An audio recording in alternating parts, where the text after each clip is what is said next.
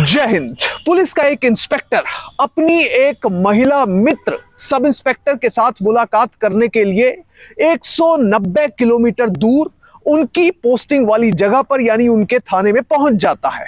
अब इस बीच दोनों पीसीआर यानी पुलिस कंट्रोल रूम में बातें कर रहे होते हैं। बातें करते करते दोनों का मन बनता है कि चाय पी जाए। अब चाय पीने के लिए दोनों निकल पड़ते हैं। बातें होती रहती हैं, पर थोड़ी ही देर में इंस्पेक्टर साहब अपनी पिस्टल निकालते हैं और इस महिला सब इंस्पेक्टर पर तान देते हैं और उसे गोली मार देते हैं। यह तस्वीर देखकर सभी के पैरों तले जमीन निकल गई। जिसको इसके बारे में पता चला उसे इस बात पर कतई भी यकीन ही नहीं आया। इस केस के बारे में बात करेंगे, पर सबसे पहले आपसे अपील कि आप बड़ी संख्या में हमारे वीडियोस को देख रहे हैं पर चैनल सब्सक्राइब नहीं कर रहे। अगर आप इस वीडियो को देख रहे हैं तो फौरन चैनल को सब्सक्राइब कीजिए, बेल नोटिफिकेशन ऑन कीजिए, वीडियो को ज्यादा से ज्यादा शेयर करें और इसके साथ ही अपना कमेंट देना ना भूलें। इस पूरे केस की सच्चाई जानने के लिए वीडियो को बिल्कुल आखिर तक देखें, कतई भी स्किप ना करें। अब यह पूरा मामला जानने के लिए आपको चलना पड़ेगा मध्य प्रदेश के भोपाल में।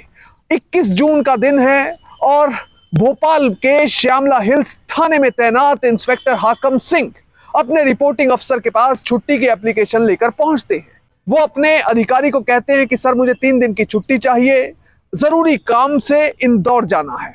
अब छुट्टी अप्रूव हो जाती है और इंस्पेक्टर साहब निकल पड़ते हैं 190 किलोमीटर दूर इंदौर के लिए। अब इंदौर जाकर कुछ जो छोटे बड़े काम थे वो निपटाते हैं 1-2 दिन, और उसके बाद 23 तारीख को अपनी एक महिला मित्र सब इंस्पेक्टर से कथित तौर पर रिपोर्टेड फैक्ट्स के मुताबिक मुलाकात करने के लिए वो उनके दफ्तर पहुंच जाते हैं। वहां पर दोनों के बीच में काफी देर बातें होती हैं। इसके बाद दोनों चाय पीते हैं और दोनों अपने घर चले जाते हैं। बहरहाल दोनों के बीच में यह तय होता है कि अगले दिन एक बार फिर मुलाकात की जाए। यानी अब था 24 जून 2022 का दिन।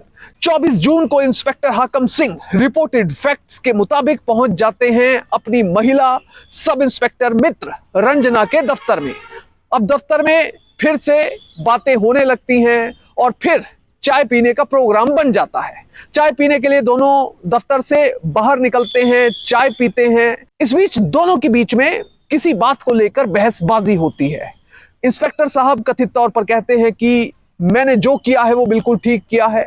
वहीं पर जो महिला मित्र होती है, जो सब इंस्पेक्टर होती है, वो इंस्पेक्टर साहब पर कुछ आरोप लगा रही थी। वहीं इंस्पेक्टर साहब महिला मित्र पर, सब इंस्पेक्टर पर आरोप लगा रहे थे और दोनों के बीच में बहसबाजी इस कदर बढ़ती है कि हाथापाई तक की नौबत आ जाती है। और उसके बाद इंस्पेक्टर साहब कथित तौर पर रिपोर्टेड फैक्ट्स के मुताबिक अपनी पिस्टल निकाल लेते हैं और सीधा सब इंस्पेक्टर के ऊपर तान देते हैं। ज्यादा समय नहीं बीता था, इंस्पेक्टर साहब ने फौरन पिस्टल को लोड किया और महिला सब इंस्पेक्टर के ऊपर चला दिया। यानी कि महिला सब इंस्पेक्टर को इंस्पेक्टर साहब ने गोली मार दी। इसके बाद इंस्पेक्टर साहब यहीं पर नहीं रुके, उन्होंने अपनी जीवन लीला भी समाप्त कर ली। अब जैसे ही गोली चलने की आवाज आती है तो पुलिस भागकर मौके पर पहुंचती है। पुलिस को यह लगता है कि इंस्पेक्टर हाकम सिंह और उनके साथ ही जो सब इंस्पेक्टर रंजना है उन्हें किसी व्यक्ति ने आकर गोली मार दी है।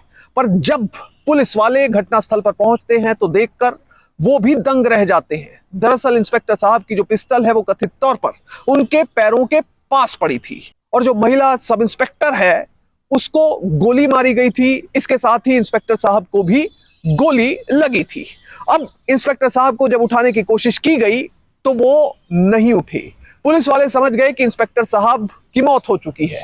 वहीं दूसरी तरफ जो महिला सब इंस्पेक्टर थी उसे उठाया गया तो वो फौरन खड़ी हो गई और खड़ी होने के बाद सड़क पर आ गई। अब इस बीच पुलिस की टीम ढूंढना चाहती थी रंजना सब इंस्पेक्टर का मोबाइल फोन, पर पता चला कि उसका मोबाइल फोन कोई व्यक्ति बीच में से उठाकर जैसे ही घटना हुई उसके बाद ले गया है, जो कि पुलिस को भी काफी शक्की लगा। इस बीच पुलिस के कई आला अधिकारी घटनास्थल पर पहुंचे, साथ में फोरेंसिक साइंस लेबोरेटरी के अधिकारी भी पूरी टीम लेकर वहां पर पहुंच गए। अब इस पूरी घटना को लेकर 2 थ्योरी चल पड़ी। पहली जो थ्योरी थी उसके मुताबिक कुछ लोगों का कहना था कि ये पूरी घटना जो है, ये जो पूरा विवाद है वो हुआ एक कार को लेकर। दरअसल इंस्पेक्टर साहब ने एक कार रंजना को दिलवाई थी, जो कि उनके भाई के नाम ट्रांसफर की गई थी। पर इस कार का जो पोजेशन था वो इंस्पेक्टर साहब के पास था, यानी कि इंस्पेक्टर साहब ने ही अपने पास वो गाड़ी रखी हुई थी।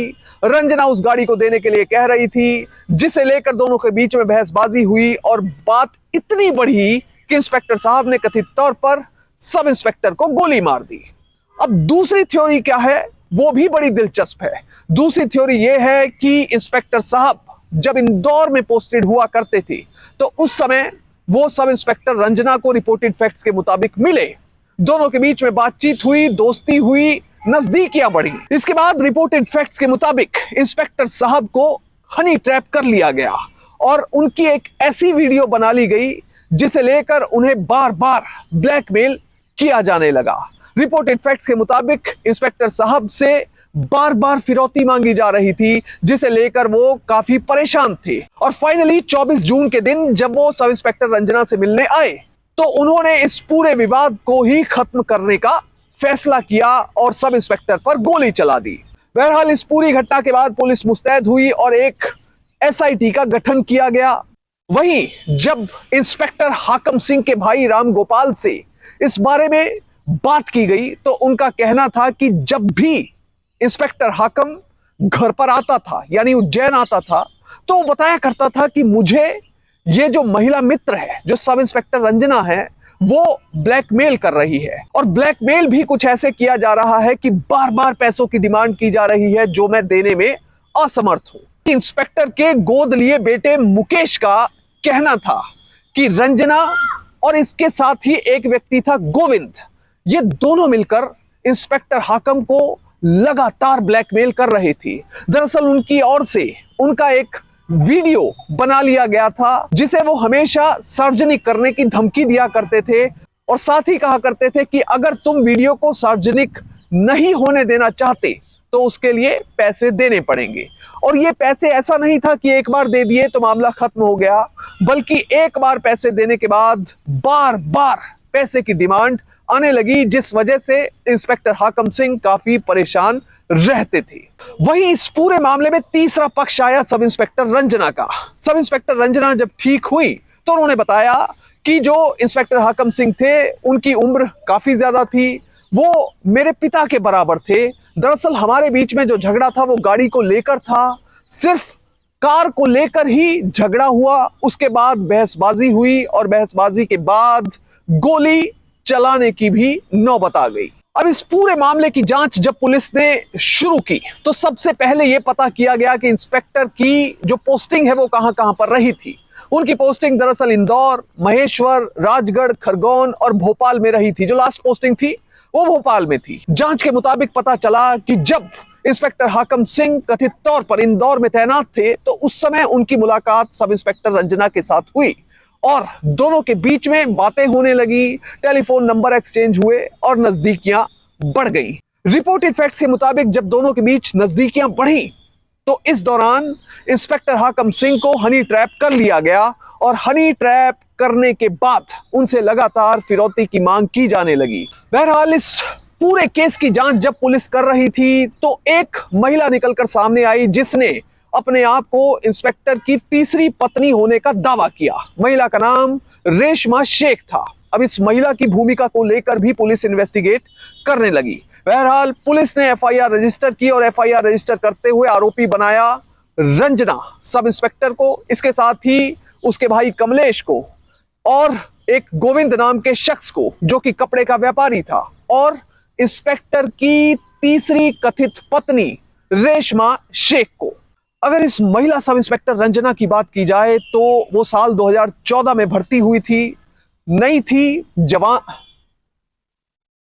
युवा थी, जवान थी और इसी दौरान ड्यूटी पर रहते हुए उसकी दोस्ती इंस्पेक्टर हाकम सिंह से हुई थी। इंस्पेक्टर हाकम सिंह की अगर बात की जाए तो वो रिटायर होने के काफी करीब थे, कांस्टेबल के तौर पर पुलिस में भर्ती हुए थे। 6 फरवरी 2022 को उनकी भोपाल में पोस्टिंग हुई थी। इससे पहले वो इंदौर में तैनात थे। भोपाल में उन्होंने खटलापुर में एक फ्लैट किराए पर ले रखा था जहां पर वो अकेले रहते थे। पर यहां पर एक जरूरी फैक्ट ये था कि इंदौर में पोस्टिंग के दौरान वो अपनी महिला मित्र जो कि सब इंस्पेक्टर थी रंजना, उसके फ्लैट में किराए पर कथित तौर पर रहा करते थे। बहरहाल पुलिस ने जब ये मामला रजिस्टर किया तो आईपीसी की धारा 306 के तहत रजिस्टर किया। इसमें अगर कोई भी आरोपी दोषी पाया जाता है तो उसे 10 साल तक की सजा हो सकती है और इसके साथ ही जुर्माना भी होता है। बहरहाल इस पूरे मामले में दो थ्योरीज निकलकर सामने आई और शुरुआत में पुलिस को भी इस मामले ने कंफ्यूज कर दिया। बहरहाल इस पूरे मामले से हमें क्या सीख मिलती है? हमें सीख ये मिलती है कि कभी भी आप कितने ही बड़े अधिकारी बन जाएं, कितने ही पावरफुल व्यक्ति बन जाएं, कभी भी जीवन में कोई भी अनैतिक कार्य की तरफ ना देखें। हमेशा ईमानदारी से और नैतिकता से अपनी जो ड्यूटी है उसका निर्वहन करें, तभी आप एक सच्चे और ईमानदार अधिकारी और नागरिक बन सकते हैं। बहरहाल इस पूरे केस के बारे में आपका क्या कहना है? आपको क्या लगता है कि किन परिस्थितियों में इंस्पेक्टर ने महिला सब इंस्पेक्टर को गोली मारी होगी? उसके बारे में अपनी टिप्पणी कमेंट में जरूर लिखें। जय हिंद।